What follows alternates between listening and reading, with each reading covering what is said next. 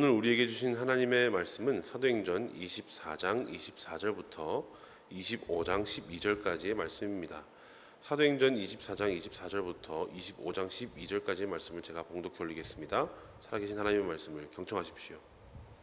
수일 후에 벨릭스가 그 안에 유대 여자 드루실라와 함께 와서 바울을 불러 그리스도 예수 믿는 도를 듣거늘 바울이 의와 절제와 장차 오는 심판을 강론하니 벨릭스가 두려워하여 대답하되 지금은 가라, 내가 틈이 있으면 너를 부르리라 하고 동시에 또 바울에게서 돈을 받을까 바라는 고로 더 자주 불러 같이 이야기하더라.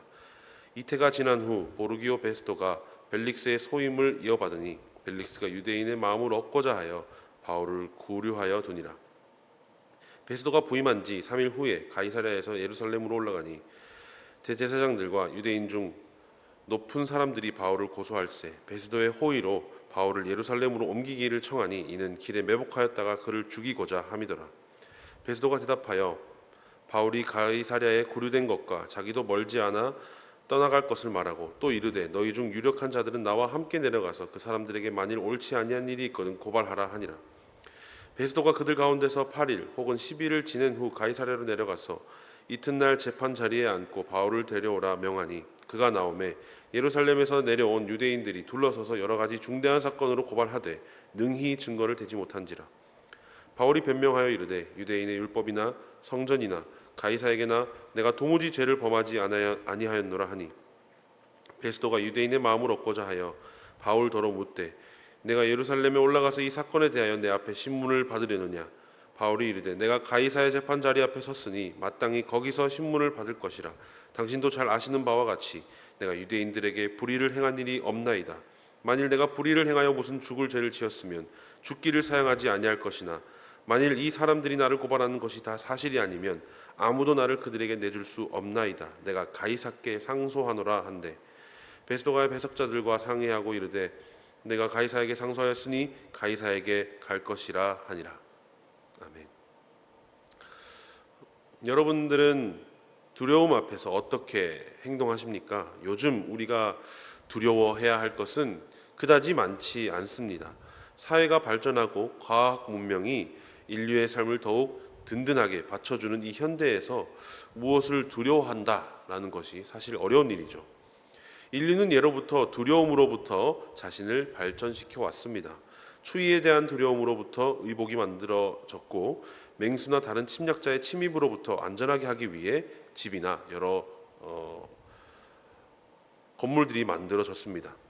굶주림에 대한 두려움으로 식량과 농사 등에 대한 발전이 이루어졌고 그것들이 쌓이고 쌓여서 결국 지금 현대까지 오게 된 것입니다.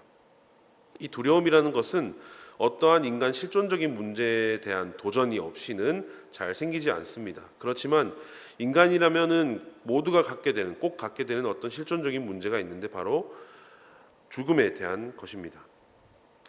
이 인간에 대한 죽음은 미지의 세계이며 그로 인한 두려움을 불러일으키게 됩니다. 아이러니한 것은 동물들은 자신이 살아온 경험으로 이 세상을 판단하기 때문에 겪어보지 못한 죽음에 대한 공포는 없다고 합니다. 오늘 읽은 말씀에서도 인간 실존의 문제, 곧 사느냐 죽느냐에 대한 문제도 오늘 바울이 그 가운데 처하게 됩니다. 오늘 본문의 구조를 먼저 살펴보고 이야기를 이어나갔으면 좋겠습니다. 오늘 본문은 크게 세 부분으로 나눠서 볼 수 있습니다. 25장부터 서사를 이끌어가게 될 베스도 총독의 전임자 벨릭스와 바울에 대한 이야기가 먼저 나오게 됩니다.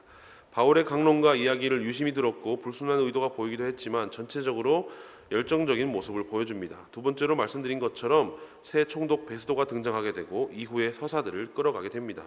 그리고 유대인들이 바울을 고발하면서 갈등이 시작이 되죠. 마지막 부분으로는 다시 시작된 재판에 대한 내용입니다. 여전히 유대인들은 바울을 고발하고 있고 바울은 변론하게 됩니다. 이에 바울이 지혜를 드러낸 것이 바로 자신에게 있는 로마 시민권을 통해 가이사에게 상소를 하겠다고 하며 오늘 본문은 마무리가 되게 됩니다.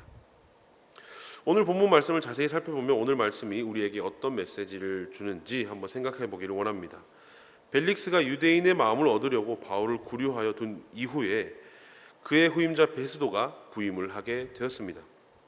베스도를 통해 바울을 예루살렘으로 옮길 때 죽일 것을 유대인들은 결심하게 되었습니다.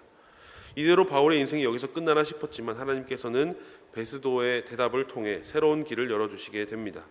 벨릭스는 유대인들에게 잘 보이기 위해 바울을 구류하여 두었지만 뒤에 나온 내용으로 미루어 보아 베스도 또한 유대인들의 눈치를 봤던 것으로 보입니다.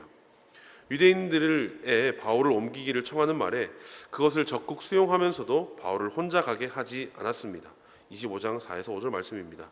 베스도가 대답하여 바울이 가이사랴에 구류된 것과 자기도 멀지 않아 떠나갈 것을 말하고 또 이르되 너희 중 유력한 자들은 나와 함께 내려가서 그 사람에게 만일 옳지 아니한 일이 있거든 고발하라 하니라.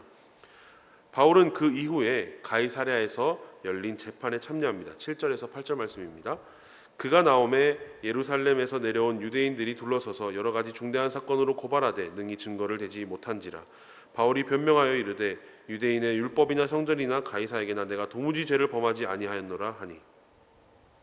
유대인들이 둘러서서 바울을 고발했으나 증거가 형편이 없었던 것 같습니다. 바울은 오늘 본문에서 일관된 자세를 유지하고 있는데 두려움이 없는 사람의 자세로 임하고 있습니다. 보통 재판이 열리고 어떤 문제나 사건에 대한 혐의를 누군가 받고 있다면 그 누군가는 당연히 재판관에게 잘 보여서 감형을 고려하거나 실제 잘못이 없어도 최대한 문제 없이 넘어가려고 하는 것이 일반적입니다. 하지만 바울은 정말로 자신에게서 두려워해야 할 이유를 찾지 못한 것입니다. 10절에서 11절 말씀입니다. 바울이 이르되 내가 가이사의 재판자리 앞에 섰으니 마땅히 거기서 신문을 받을 것이라. 당신도 잘 아시는 바와 같이 내가 유대인들에게 불의를 행한 일이 없나이다. 만일 내가 불의를 행하여 무슨 죽을 죄를 지었으면 죽기를 사양하지 않을 것이나 만일 이 사람들이 나를 고발하는 것이나 다 사실이 아니면 아무도 나를 그들에게 내줄 수 없나이다. 내가 가이사께 상소하노라 한대. 왕이라는 권력 앞에서 자신을 죽이려고 하는 유대인 대적 앞에서 그 누구 하나 바울의 편을 들어주는 사람이 없었지만 바울은 겁을 먹거나 두려워하지 않았습니다. 왜 그랬습니까? 바로 하나님께서 그와 함께 하시고 또 그것을 바울이 믿었기 때문입니다. 죽을 죄를 지었으면 죽기를 사양하지 않겠다라는 말을 통해 죽음도 두려워하지 않는 모습을 우리에게 보여주고 있습니다. 로마 시민권자인 바울은 최고권인 황제의 재판을 받겠다고 얘기를 하고 혹시 어찌 보면 이걸 통해서 인간적인 세속 권력에 더 의지하는 것처럼 보일 수도 있지만 사실 그것은 틀렸습니다. 바울이 이렇게 담대하고 두려움이 없을 수 있는 것은 하나님께서 그와 함께 계신 것을 바울이 알고 또 믿고 있었기 때문입니다. 우리의 실존적인 문제인 죽음에서 우리가 겁과 두려움이 없으려면 우리도 바울과 같은 믿음을 가져야 합니다. 그러면 우리도 바울과 같이 담대하게 세속 권력에 의지하지 않고 이 세상 가운데 예수 그리스도의 복음을 세워가며 살아갈 수 있을 것입니다. 사랑하는 여러분, 이 세상의 사람과 권력을 우리가 두려워하지 않을 수 있는 이유는 우리 인생과 삶 가운데 주님이 계시기 때문이고 또 우리가 그것을 믿기 때문입니다. 만물의 창조주이시고 주인이신 하나님께서 우리와 함께 계시는데 우리가 무엇을 두려워하겠습니까?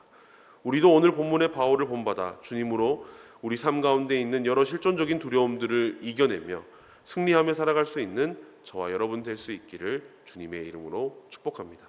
기도하겠습니다. 우리 안에 계신 주님 감사합니다. 오늘도 여전히 우리는 많은 걱정과 두려움으로 우리의 삶을 가득 채웁니다.